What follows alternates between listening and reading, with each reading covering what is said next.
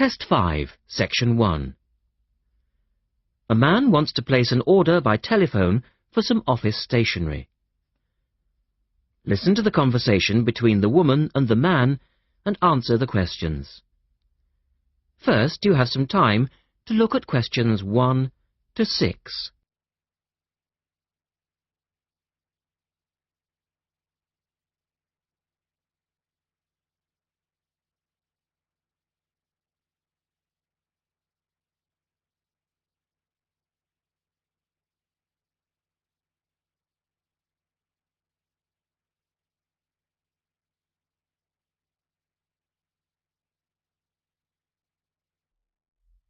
Now we shall begin. You should answer the questions as you listen because you will not hear the recording a second time. Listen carefully and answer questions 1 to 6.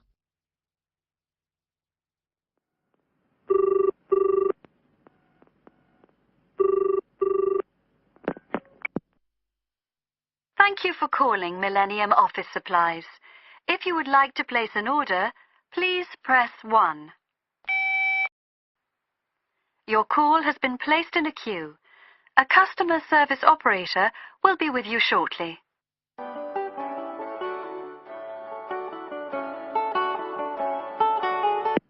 Gina speaking. How can I help you? Oh, hello. I'd like to order some stationery, please. And who am I speaking to? John Carter. Right. Can I just confirm your account number and the name of your company, John? Sure. The account number is 692411. 692411. Right. And you're from Rainbow Computers? No, the company is Rainbow Communications. Oh, okay. I'll just fix that on the system. Communications. And what would you like to order, John? Envelopes. We need a box of A4, that is, normal size envelopes. White, yellow or manila? We'll have the plain white, please. But the ones with the little windows. Okay. One box, A4, white. Just the one box, was it? On second thoughts, make that 2 boxes. We go through heaps of envelopes. As a matter of interest, are they made from recycled paper? No, you can't get white recycled paper. The recycled ones are grey, and they're more expensive, actually. Right, we'll stick to white then. Something else, John? Yes, we need some coloured photocopy paper. What colours do you have? We've got purple, light blue, blue, light green, whatever you want, pretty much. There are 500 sheets to the pack. Right, let's see. We're going to need a lot of blue paper for our new price lists. So, can you give us 10 packs, please? Make sure it's the light blue, though. 10 packs of the light blue. The woman asks the man if he needs anything else. Look at questions 8 to 10.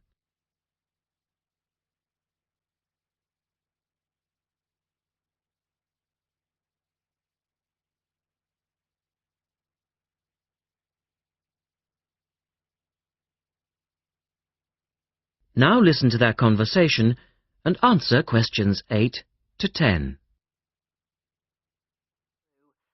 Anything else that we can help you with?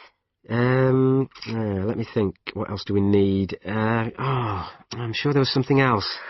Pens, paper clips, fax paper, computer supplies, office furniture? Oh yes, we need floppy disks. Do you have those nice coloured ones? Yes, but they're a bit more expensive than the black ones. Oh, that's all right. I'm not paying anyway. Right. Floppy disks.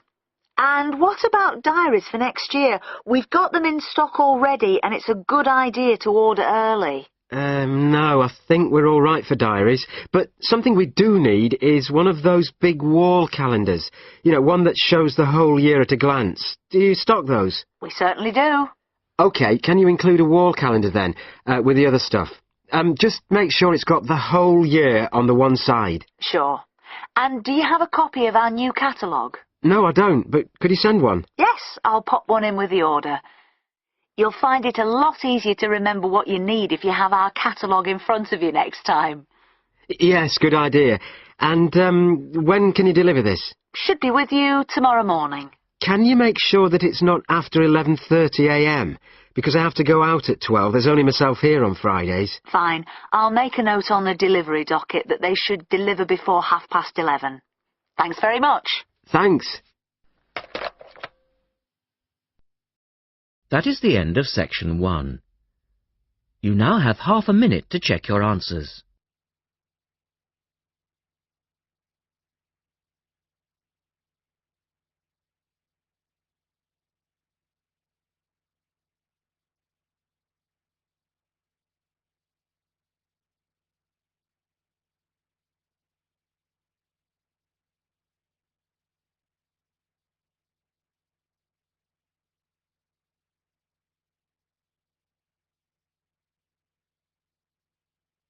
Now turn to section 2 on page 113.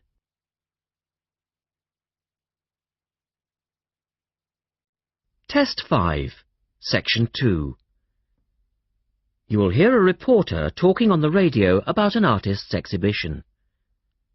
Look at questions 11 to 18.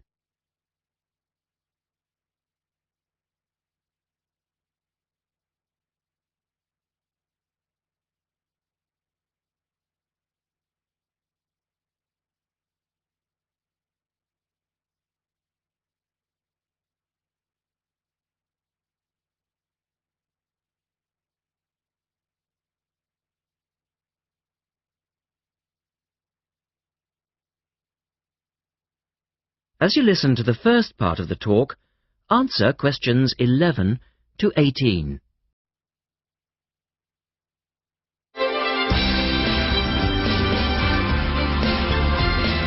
And now for some information on local events and activities.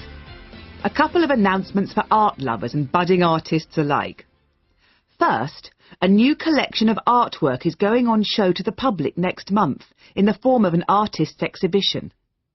The exhibition will include many different types of art, over 100 different pieces by 58 artists from the local area. It's being held at the Royal Museum, which, for those of you who are unfamiliar with the area, is located opposite the library in West Street, right on the corner. The actual address is number 1 Queen's Park Road. It isn't difficult to find. The exhibition will run for 9 weeks and will begin on the 6th of October and continue until the 10th of December. So there's plenty of time for you to go along and have a look, and I'm sure that will be worth doing. What will you see there?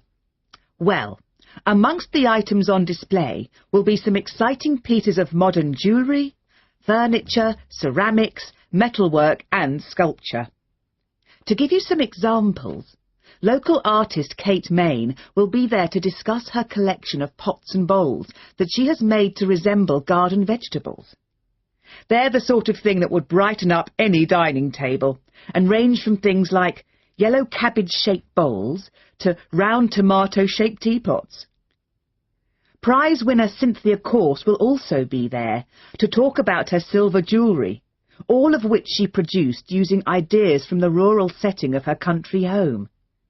Some of her rings are quite extraordinary and have beautiful coloured stones in them. Or, if you prefer sculpture, there's plenty of that too. Take, for example, Susan Cupp's sculpture of 25 pairs of white paper shoes. It sounds easy, but believe me, it looks incredible. All of these items, along with many others, will be on sale throughout the exhibition period. As part of the exhibition, there will be a series of demonstrations called Face to Face, which will take place every Sunday afternoon during the exhibition, and these will provide an opportunity for you to meet the artists. Now look at questions 19 and 20.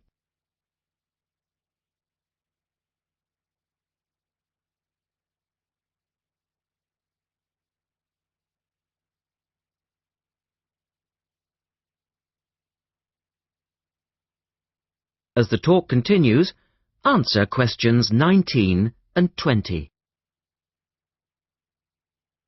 The second set of activities are for those who would prefer to indulge in some artwork themselves. The Artists' Conservatory are holding a series of courses over the autumn period.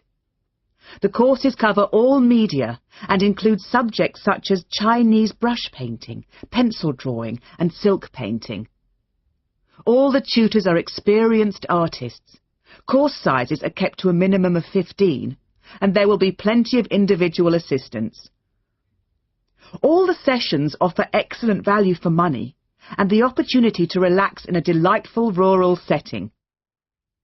Fees are very reasonable and include the use of an excellent studio and access to the art shop, which you will find sells everything from paper to CDs, and they also include the provision of all materials. For more information on dates, cost and availability, you should get in touch with the programme coordinator on 4592 839 584 or go direct to the website, which you will find is... That is the end of section 2. You now have half a minute to check your answers.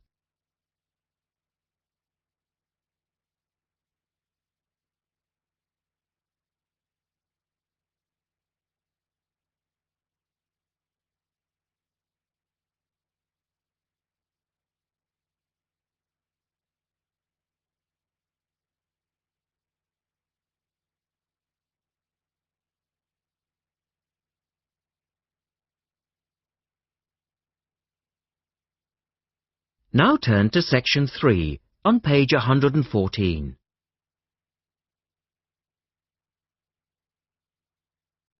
Test 5, section 3. In this section, you will hear an interview with a wildlife specialist called Alison Sharp talking about bears. In the first part of the discussion, they are talking about the history of the bear. First, look at questions 21 to 23.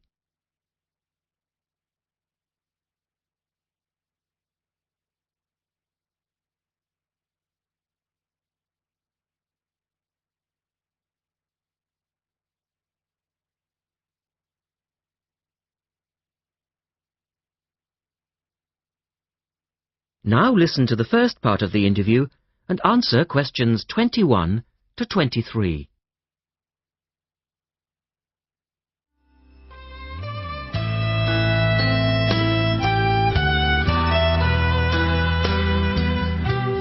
Alison Sharp has spent much of her life researching bears, and in particular, bears in danger of extinction.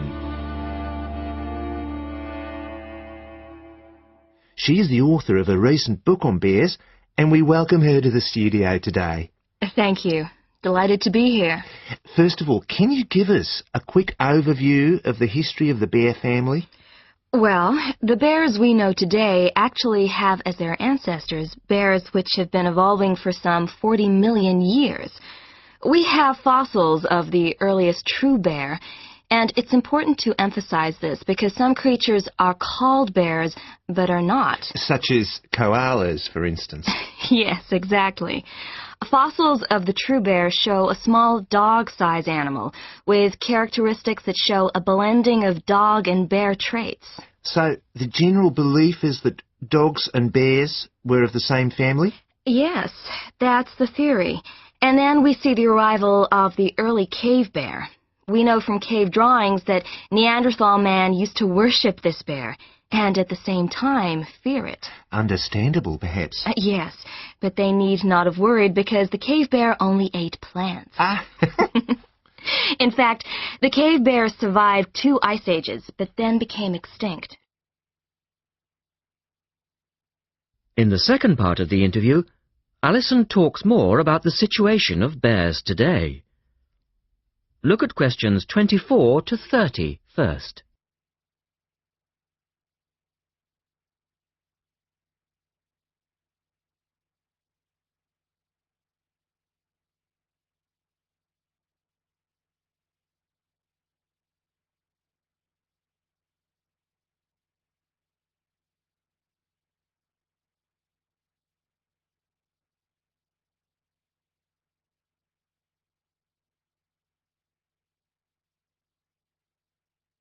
Listen carefully and answer questions 24 to 30. So, how many bears can we find today? And are any of them in danger of extinction? Well, I'll answer your first question first. There are 8 species of bear in all, among them the American black bear and the brown bear, from which evolved the newest species of bear, the polar bear. So, how old is the polar bear? Oh, he's a relative newcomer, just 20,000 years old. And could you tell us a little about them? Which is the largest bear, for instance? Well, the largest bear existing today is either the polar bear or the brown bear. Right. Don't we know? Well, it depends which criteria you use. The polar bear is the heaviest. The male weighs up to 1,500 pounds, but his narrow body actually makes him look smaller than the much more robust brown bear. So, the brown bear appears the biggest. Yes. And the smallest? Well, the sun bear is the smallest of the 8 species. They only weigh between 60 and 145 pounds. That makes him a comparative junior. Yes. And then next we have the so-called giant panda. But that's a small bear too, comparatively speaking. And are all bears meat eaters? No, not at all. In fact, the giant panda is almost entirely herbivorous, living on a diet of 30 types of bamboo. Ah, yes, of course. Pandas are famous for that. And another interesting bear is the sloth bear, which eats insects, particularly termites. He can turn his mouth into a tube and suck the insects out of their nests. So, going back to my second question, are bears really in danger of extinction? Yes, indeed, they are. The sun bear in particular, as they've been hunted almost out of existence. And the habitat of the panda is also being reduced on a daily basis. Can anything be done to reduce the threat to these endangered species? I know, for instance, that it's very hard to breed bears in captivity. Yes.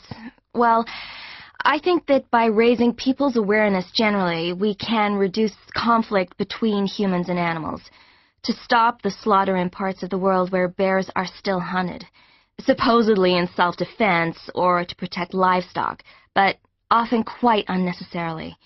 And we can also encourage governments to preserve the natural environment of the bear, rather than allow the areas where they live to be systematically destroyed in the name of progress. Yes, of course. And in addition to these global efforts, all profits from the sale of my book will go toward the United Nations Bear Protection Program. That's wonderful. And with the news coming up, thank you for your time, Alison, and best of luck with the book. Thank you very much. That is the end of section 3.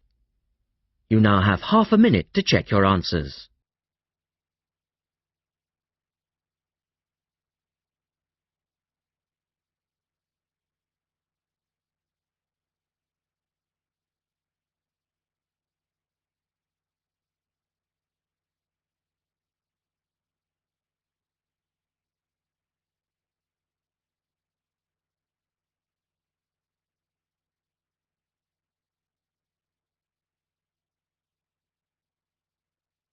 Now turn to section 4 on page 116.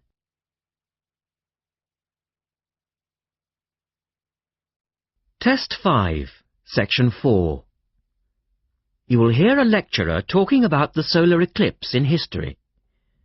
First, you have some time to look at questions 31 to 36.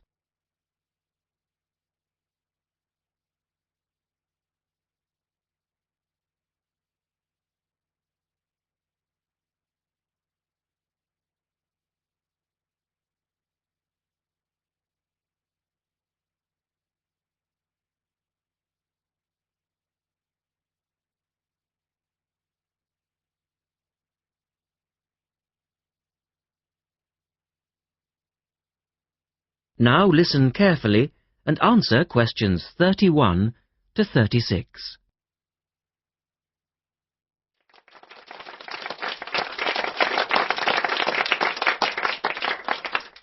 Good evening, and welcome to this month's Observatory Club lecture. I'm Donald Mackey, and I'm here to talk to you about the solar eclipse in history.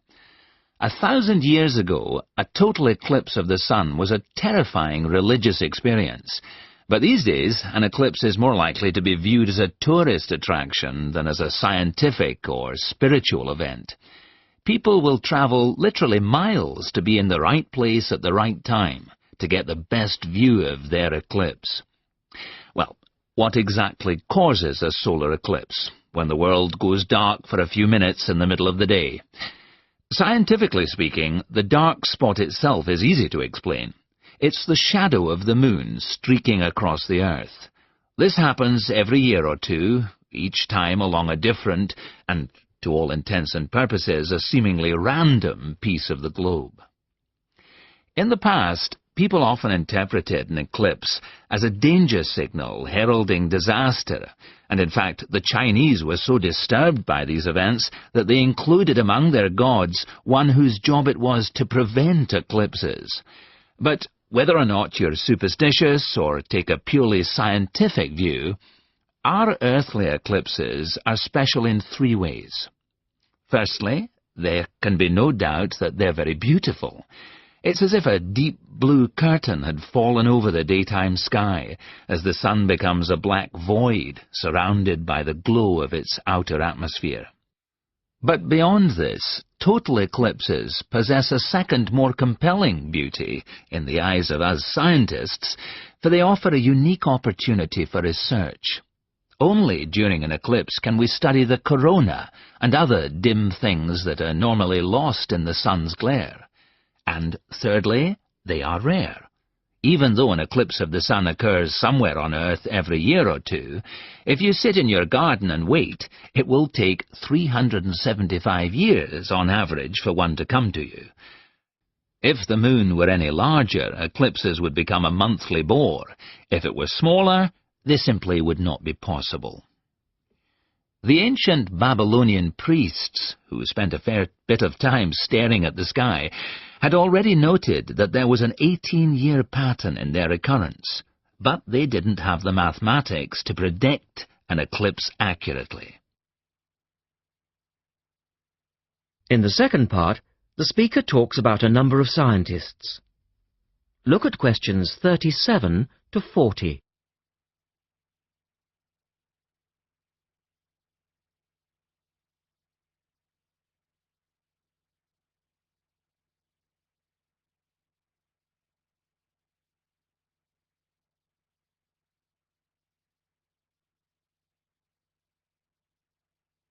Now listen carefully and complete the table.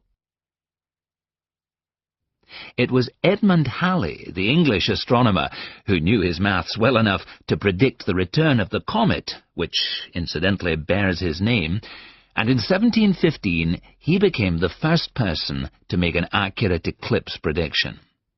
This brought eclipses firmly into the scientific domain, and they've since allowed a number of important scientific discoveries to be made. For instance, in the eclipse of 1868, two scientists, Janssen and Lockyer, were observing the sun's atmosphere, and it was these observations that ultimately led to the discovery of a new element. They named the element helium, after the Greek god of the sun. This was a major find, because helium turned out to be the most common element in the universe after hydrogen. Another great triumph involved Mercury. I'll just put that up on the board for you now. See, there's Mercury, the planet closest to the sun, then Venus, Earth, etc. For centuries, scientists had been unable to understand why Mercury appeared to rotate faster than it should.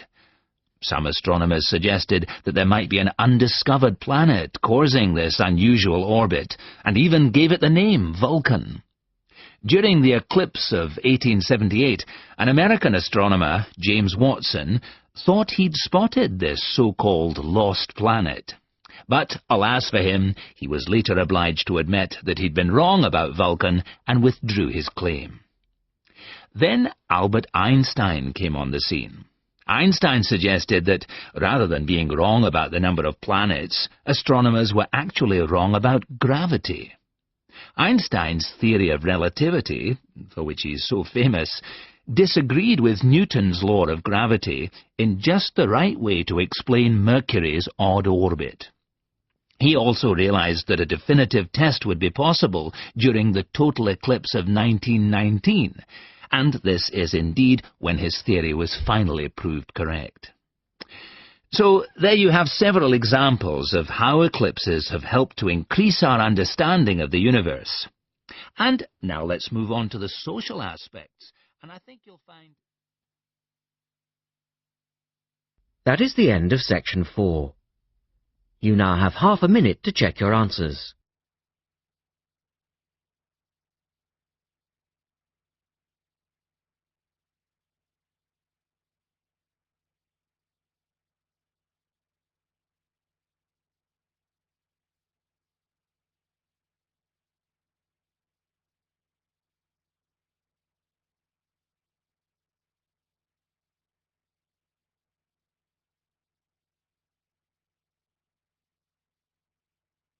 That is the end of the listening test.